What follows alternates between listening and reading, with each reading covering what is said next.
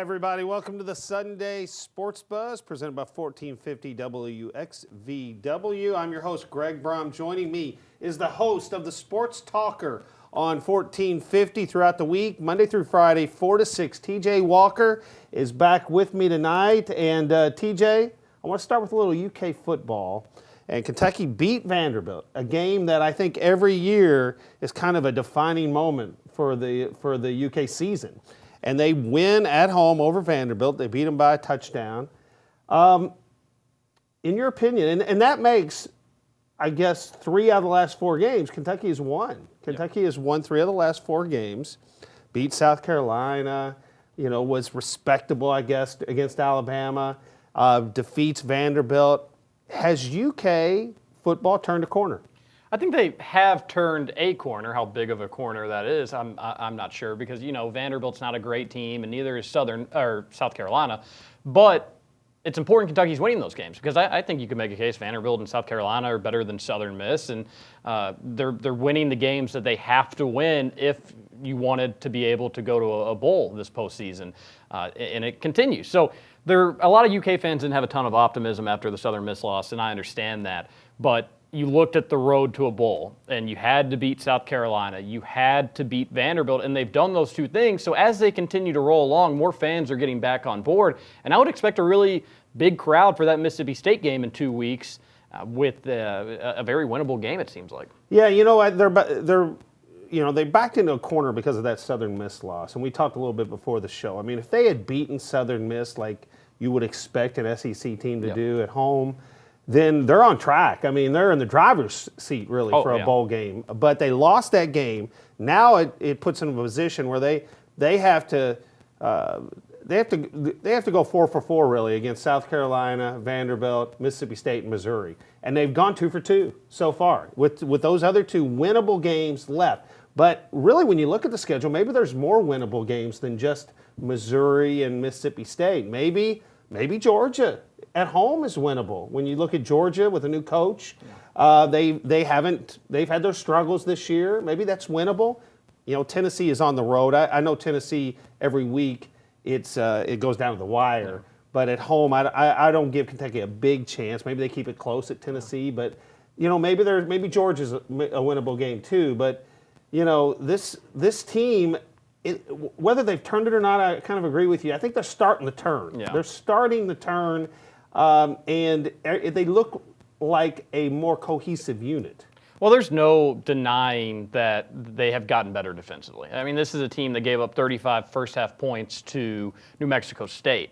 And since then, really, they should have held Vandy to just field goals. If Boone Williams doesn't fumble, that's not on the defense, obviously. If he doesn't fumble, then Vanderbilt doesn't find the end zone. So terrific performance there. And then against South Carolina, they did great things. Even against Alabama, this is the team that just put 49 points up on the road at Arkansas. Pretty good defense at Arkansas. And Kentucky holds Alabama to one of their lowest total scoring games. So I think that defensively they've gotten a lot better. Offensively, I think they're being very conservative, and that's okay, and the rushing attack looks great. But the big question is, can Steven Johnson get the job done? Because he hasn't looked like a great passer so far, and it seems like he's almost regressing to a certain extent. But they're being very careful with him. They're trying to not let him turn the ball over and just run it, and if they don't do it, then play the field position game. Can they win the games they need to win with just a running attack? I mean, it was an anemic passing performance, really, for Kentucky. I mean, the running game looks good. The quarterback gives another dimension. I mean,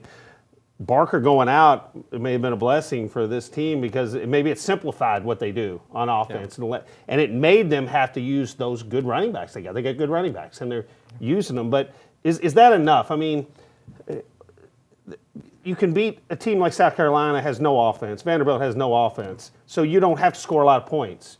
And I don't know, maybe the teams in the SEC East aren't that good as maybe people think of the SEC as a whole. The SEC East may not measure up to that perception because maybe they can stay close and win games with just a running attack? Do you think they can? Well, that's what I want to see. I want to see this Kentucky team get down against, well, if you're a UK fan, you probably don't want to see that, but you want to see them get down and how they respond back, because right now with the running attack, that's all they have to do. Like I said, they're going to simplify the offense, and they're going to try to not turn the ball over and beat themselves. And look, I mean, Boone Williams fumbles, and they almost do beat themselves in that regard. But they want to just take care of the ball. They want to chew up a lot of clock, and if they can get a touchdown or two, it looks like Stoops has confidence in his defense, especially against some of these worse offenses that you've mentioned, that could be enough. And that was the case against South Carolina. It was the case against Vanderbilt.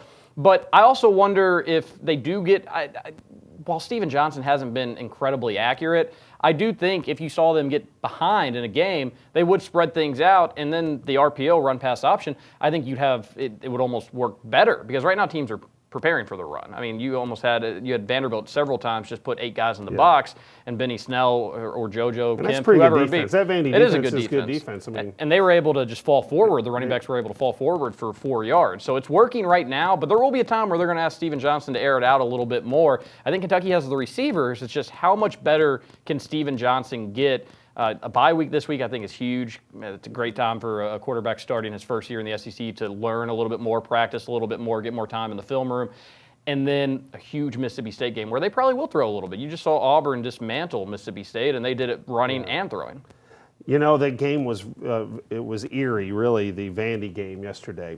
It almost followed the same script. If anybody watched the WKU game versus Vanderbilt a couple of weeks ago, where Vanderbilt had the ball with a minute to go and no timeouts against WKU, went all the way down the field, scored on the last play of the game, kicked a field goal to go to overtime, and won the game in overtime. Well, yesterday, I'm watching the game, and here Vandy, no timeouts. I think they held Kentucky to a field goal to make it. Kentucky decided to kick that field goal to make it a 7-point game. They could have gone for it and ended it, but they kicked the field goal. That's what WKU did. Yep. That's what WKU did, kicked the field goal to make it 7. Here, Vandy gets the ball with 2 minutes to go, no timeouts, and lo and behold, an offense that can't move the whole rest of the game moves the ball right down the field and has 4 shots, really, to the end zone. Yeah.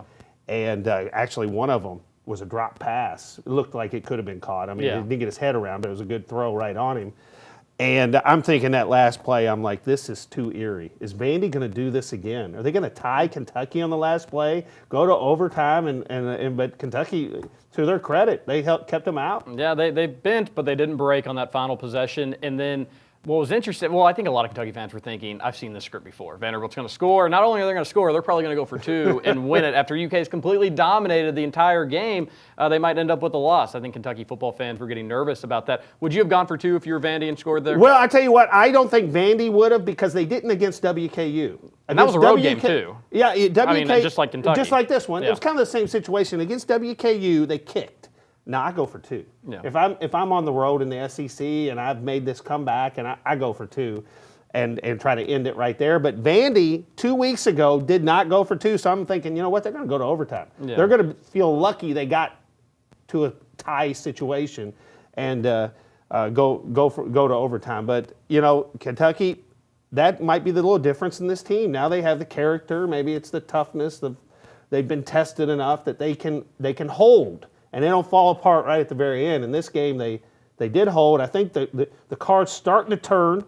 Has it already? Is it turned all the way? Is it going west now? It's still, or going east. It might still be going south a little bit, but it's starting to turn a little bit. And they look like a cohesive unit. And I think the rushing, they found it's a whole new identity. They're running the ball. They're a running team. They're a running quarterback, 3-headed monster running back team. And they're trying to play better defense, which they are. But Kentucky wins, got a week off. Mississippi State at home, another must-win for them coming up in a couple of weeks. Okay, we come back. We're going to talk about what happened yesterday that might affect Louisville's probably slim playoff hopes right here at the Sunday Sports Buzz.